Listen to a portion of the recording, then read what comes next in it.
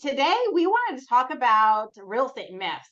The myth is that you need a huge portfolio to be financially free. But I reached financial freedom with 16 rentals and retired last year. This next myth, I think, is one that stops a lot of people in their tracks. And it's one that I think both of us are case studies in disproving. Hello, one rental at a time family. This is Casey here with Brick by Brick Wealth. We are here with Dion Talk Financial Freedom. I'm so excited. It's my first time talking with Dion. So thank you, Michael, for giving us this opportunity. Today, we wanted to talk about real estate myths. There are so many real estate myths out there, especially when people are just getting started. A lot of them don't start at all because of these myths that they hear. And Dion has put together an amazing list, and I'm like, yes, yes, yes for all of these. So Dion, start us off. Let's talk about the first real estate myth. Okay, I'm excited to do that. I'm glad to be here so we can help cover for Mike while he's off gallivanting. I kind of think I understand what viewers feel when they meet someone like us in person. We met today. It's the first time we've interacted, but I've watched your content, know your story. It's an odd feeling to meet somebody that you kind of know, but you don't. So I like it. Anybody who's met us from our channel, I get it.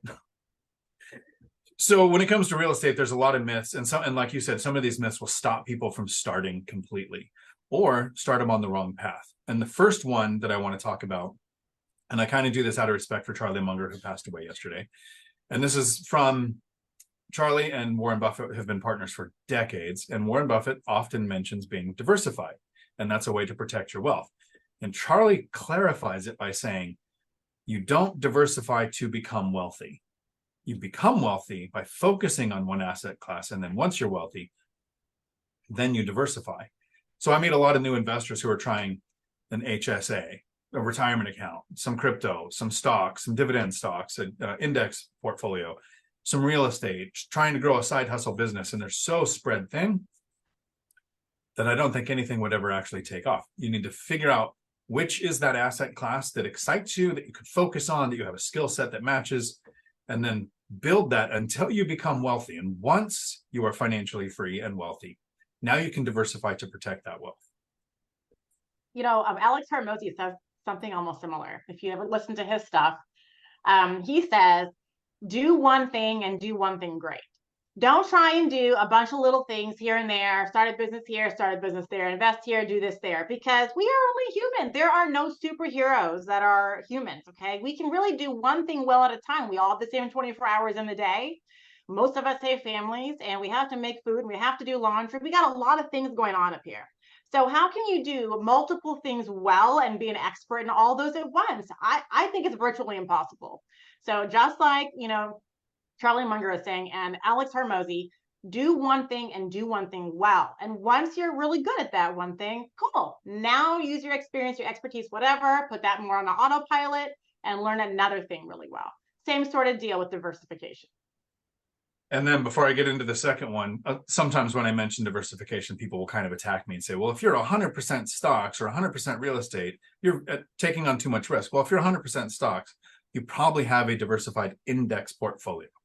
If you're in real estate, I diversify in two different ways. One, all my properties, my goal is to have them more than 10 miles apart.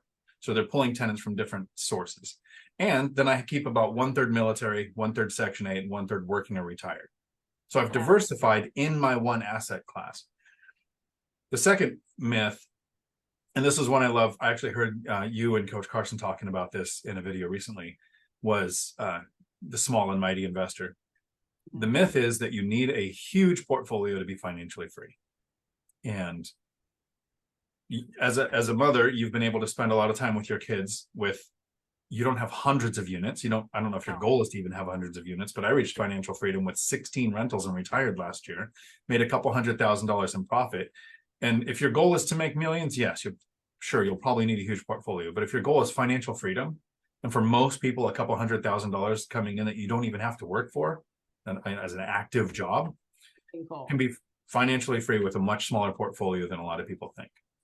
I think one thing people forget about when they think they're going to they're going to get started investing in rental properties, and okay, here they go, running the numbers. Okay, this house or this whatever only makes $300 a month. They go, that sucks. I'm going to need hundred zillion houses to replace my income. And then I got colleges to pay for and kids' cars to pay for, and then inflation. That's not enough. What people are forgetting about is the magical unicorn called time. Time is so magical because the $300 a month cash flow from that property today is only going to go up every single year, or every time you get a new tenant, when you have rent increases and appreciation. We have 8 properties. Here I am, and I only got 8. Not that I'm stopping, but we're very risk averse. And we put our own money down into things, and we buy one at a time, and we fix everything up ourselves. We have a lot of equity in a lot of these properties. We don't refinance. So it's saving, putting in, saving, putting in. Everyone's got their own strategy. That's what works for us. But our very first property that we bought in 2016, it cash flowed around $400 a month at the time. Now it's $900. Same mortgage payment. I hardly talk to my tenants. That's just one. So as time goes by, my properties are the ones that I have are going to make more and more and more money. That house rent, the rent went from like $10.50 a month. Now it's 15 something. It'll be to 17. It'll be $2,000 a month at one point in the future. It's only going to go up. So yeah, $300 a month in the beginning for your first property, no big deal, right? It's not exciting. But just think about time and how much more your property is going to make you. And your mortgage payment virtually stays the same. Right. And you make a really good point. I'm like you. I like to save a down payment, buy the next property, save a down payment, buy the next property. The person who's chasing bragging rights for unit count or size of portfolio is probably going to be more creative with cash out refinances, home equity lines of credits, 1031s to scale to a bigger, trying to be as creative as possible. All of my deals are from the MLS, all with conventional loans, all where I saved up and put a down payment. I've never done a home equity line of credit. I've never taken out a cash out refinance. I've never sold a 1031. So yes, I have less units. I have the 16 units we're on 7 properties. Since then, I've bought one more duplex. So I have 8 properties, 18 units without recycling capital. So that's one of the kind of big differences between Michael Zuber and Matt the Lumberjack Landlord is, yes, they have 100 plus units each. But in the first 10 years, the margin, that cash flow margin, is a lot smaller as they're growing the size of their portfolio. The next myth I kind of want to dispel, and this is one that bothers me, comes up often, and I think people are missing out on great deals because they keep thinking that this is a thing, is that 1% rule. Yeah. There's 2 things with it. First, it's outdated. So in 2010, 2011, when there were millions of properties being foreclosed on, and you had to filter through hundreds or thousands of deals in your market to find the best ones, it helped to have a filtering system. Is that the case now?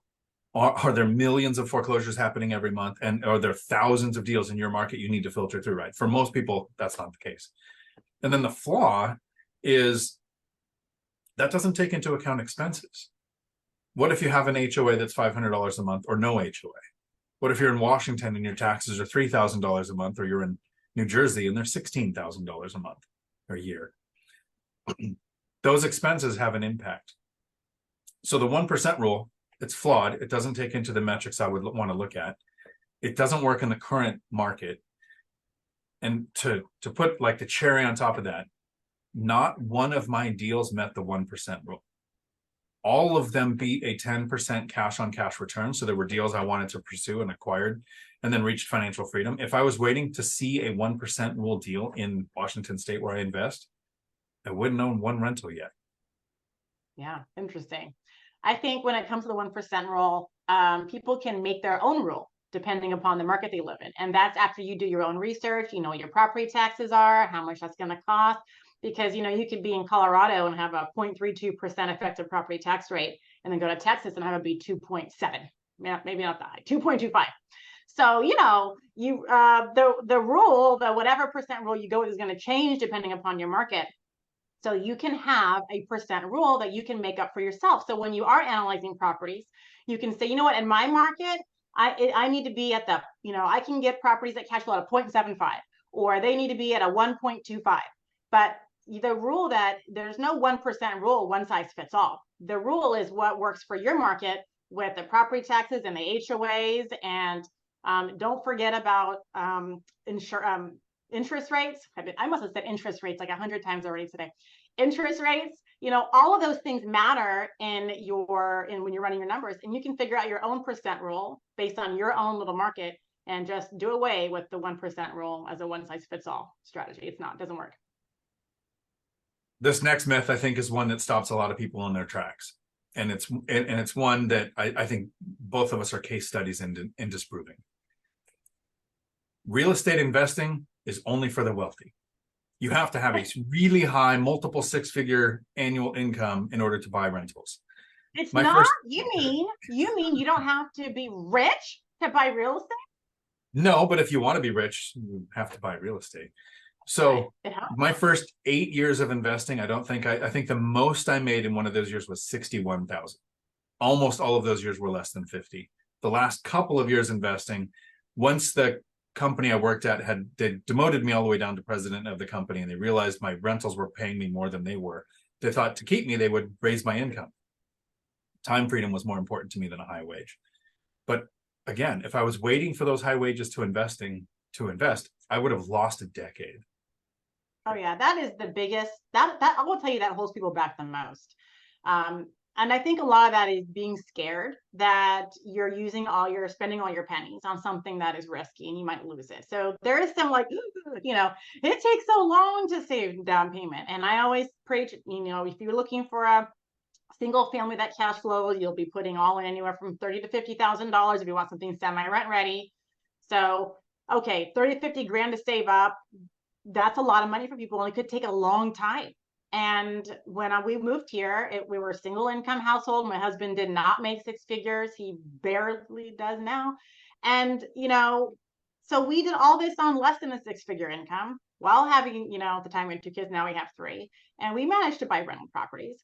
And when we moved here, we've been here 10 years in Memphis. I remember telling him, Blake, I want to buy a rental house. And he's like, well, Casey, we just bought a freaking fixer. So, and you're not working, and well, where are we going to find money for a rental house? And I'm like, dang, so you do what you do, and you don't complain about it. You don't say, I'm going to wait until we make more money. You say, how can I get money now? What can I do to change the situation instead of blaming external factors or creating excuses? So I started an Etsy shop. I like to do crafts. I'm a girl. So it took me about 2 years, 18 months or so. And I have saved up $20,000 from that, selling $5 items, $5. Okay. Some were 25. The most expensive things I ever sold was $50. And there wasn't tons of those. And that was a lot of time taken to do that, but it's sacrifice, and you do what you have to do. So less than a six-figure income, stay at home mom, we knew nobody here. I had no financial help. No one ever gave us $1.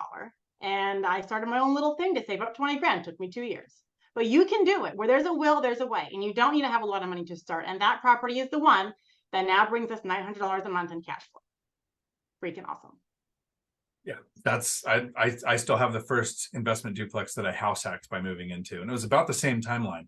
I had gotten laid off from law enforcement because of the 2008 recession, right? Because when there's a recession, we don't need cops anymore.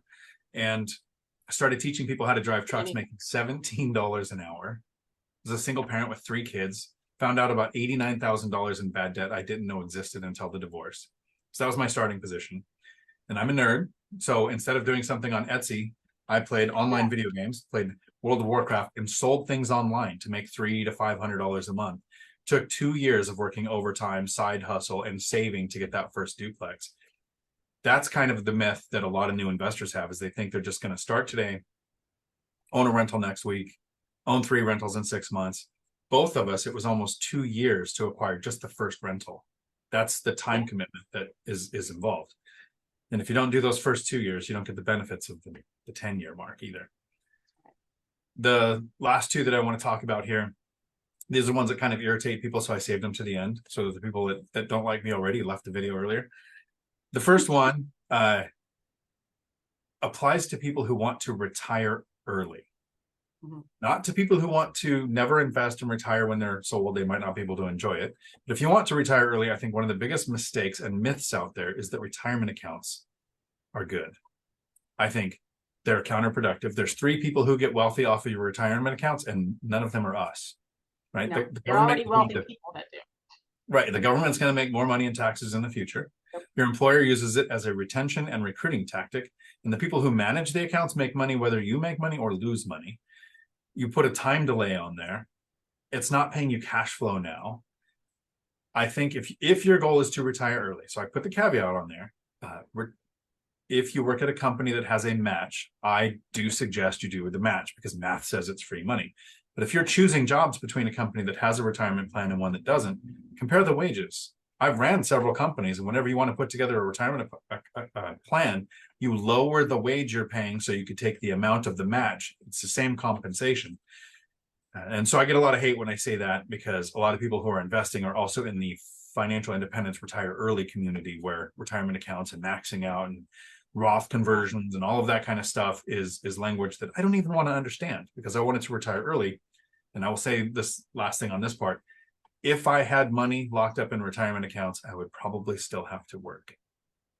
Yes. So I'm with you for the most part. So my caveat is, if you don't otherwise plan on investing in anything, do your 401k, do your IRA, don't not invest in anything to keep the cash. Definitely put it somewhere. And if you don't know what to do, just do something. Put something in your 401k, when we started investing in rental properties, we stopped contributing to our IRAs. We stopped.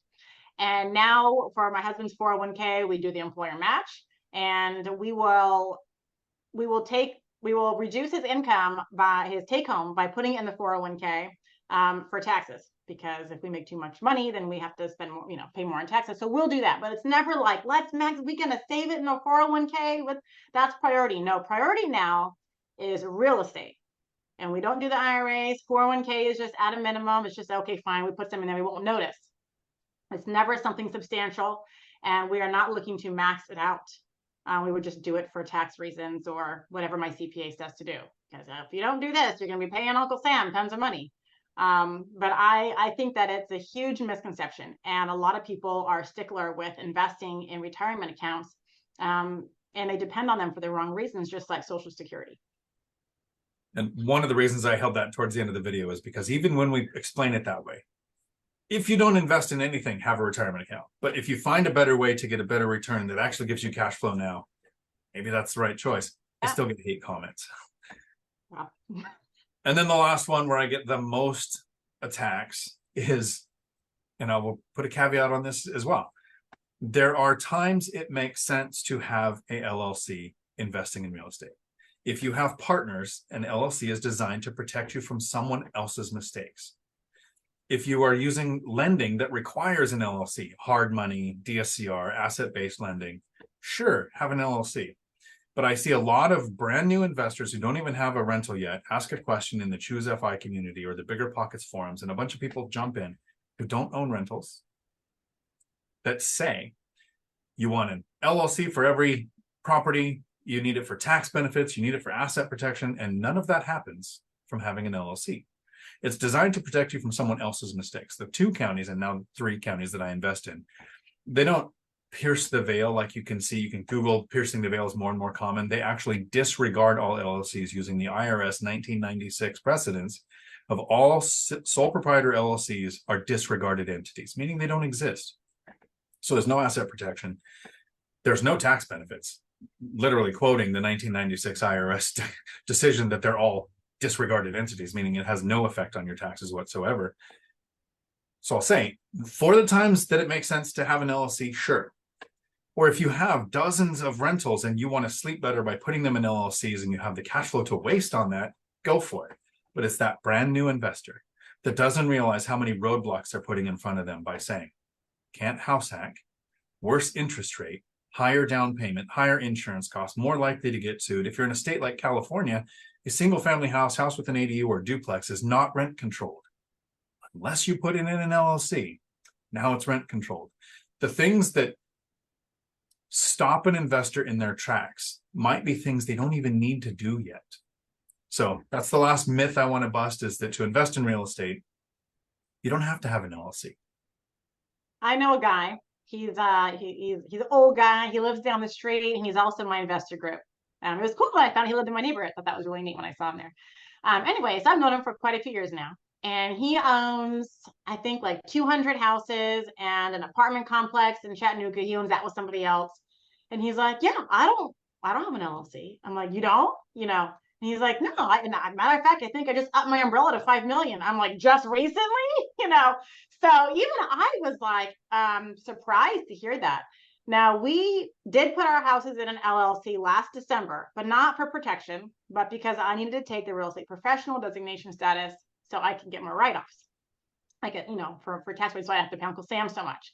Otherwise, I have my umbrella and I don't have, one LLC for every property. It's not in the state of Wyoming and a trust and all these things.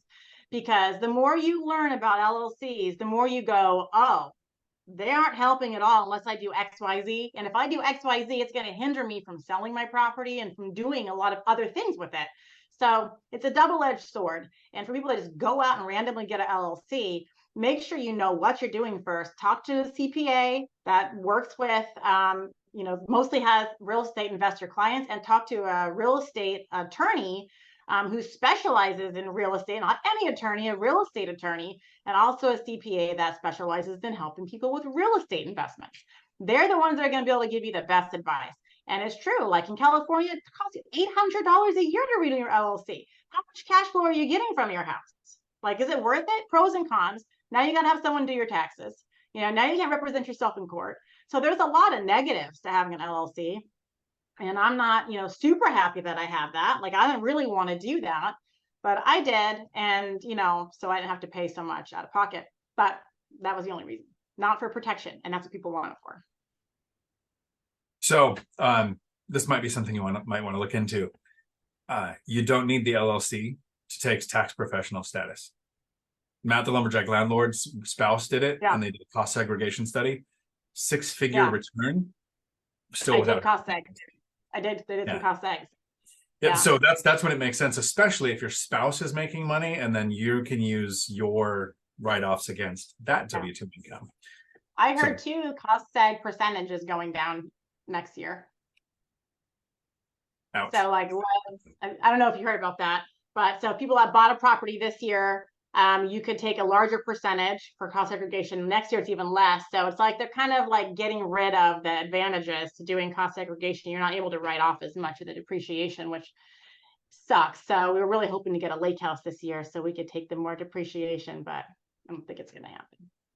No, you're in the situation where it really makes sense, where your spouse, you said recently started making 6 figures, so then you can use it against them. For most investors out there, cost segregation really doesn't matter, because when I had a W-2, I couldn't qualify for the real estate professional thing because I didn't work more in real estate than I did in that. And I still don't work 751 hours a year. I make 2 hours a month. That doesn't equal 750. Right. So this has been fun filling in for Zuber. I hope he has a great time on his trip. I look forward to him coming back.